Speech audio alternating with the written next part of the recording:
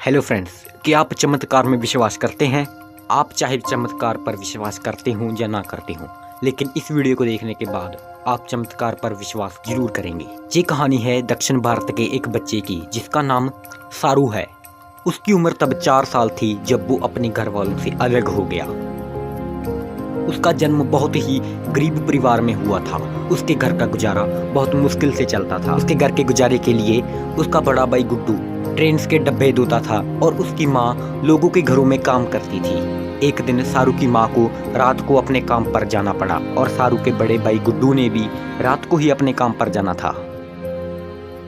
गुड्डू ने सारू को सुलाकर अपने काम पर निकलना था, लेकिन सारू सोना नहीं चाहता था। वो गुड्डू के साथ जाने की जिद करने लगा। उसके बहुत मना करने के बाद भी वो नहीं माना, इसलिए गुड्डू सारू को अपने साथ काम पर ले गया।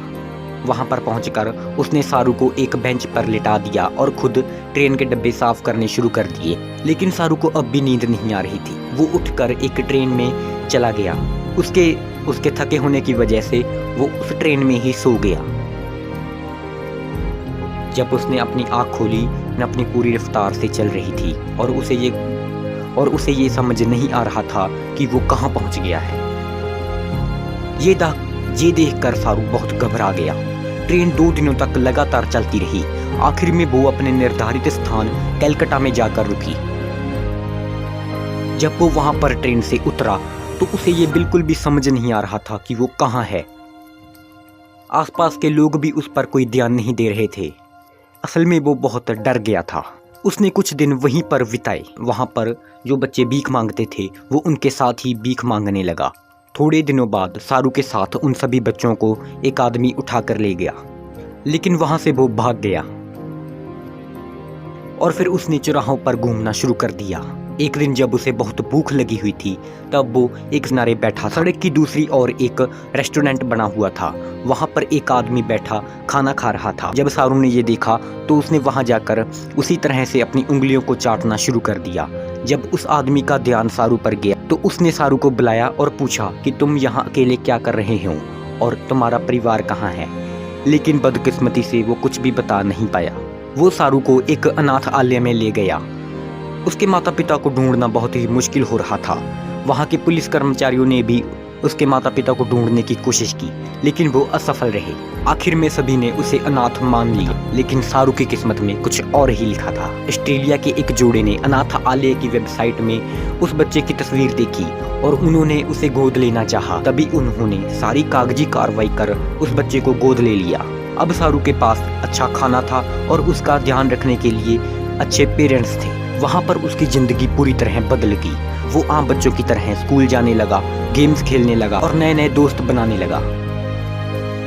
वहाँ पर उसने अपनी स्कूलिंग कंप्लीट कर ली और अब उसने एक कॉलेज में एडमिशन भी करवा ली थी। उसके पास अपनी खुद की गाड़ी थी, लेकिन इसके बावजूद भी उसे अपने पुराने माता पिता और भाई की याद सताती रहती थी। वो हमेशा ये सोचता रहता था कि क्या उसकी असल माँ उसे पहचानेगी। उसे गूगल की भी बहुत नॉलेज थी, इसलिए वो गूगल मैप पर अपने गांव को ढूंढता रहता था। उसने बताया कि वो दिन में 10-10 घंटे इंडिया के मैप कर देख सकता था कि उसके गांव से मिलता जुलता कोई नक्शा उसे मिल पाए। ऑस्ट्रेलिया में बैठकर उसने बहुत से रेलवे स्टेशन को छाना, लेकिन हम सबको पता है कि इंडिया में 10,000 से ज़्यादा रेलवे स्टेशन है।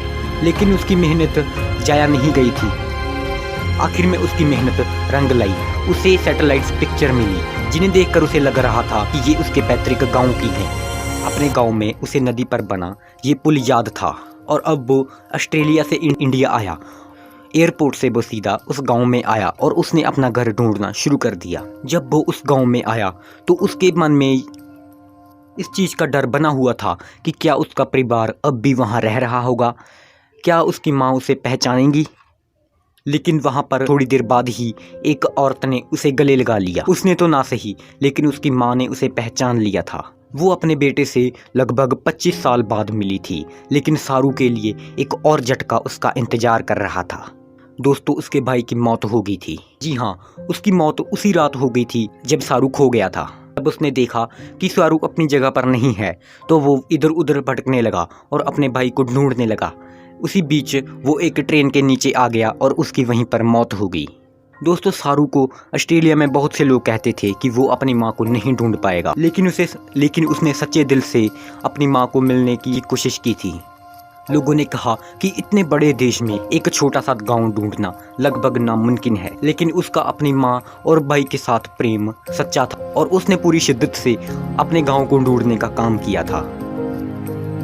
इसलिए अगर आपके दिल के भी अंदर कोई चाह है और आप उसे पाने के लिए पूरी लगन से मेहनत कर रहे हैं तो आपको सफलता प्राप्त करने से कोई नहीं रोक सकता। अगर आपके पास भी कोई ऐसी ही कहानी है तो आप हमें कमेंट बॉक्स में ज़रूर बताएं। तो मिलते हैं अगली वीडियो में, तब तक के लिए जय हिंद।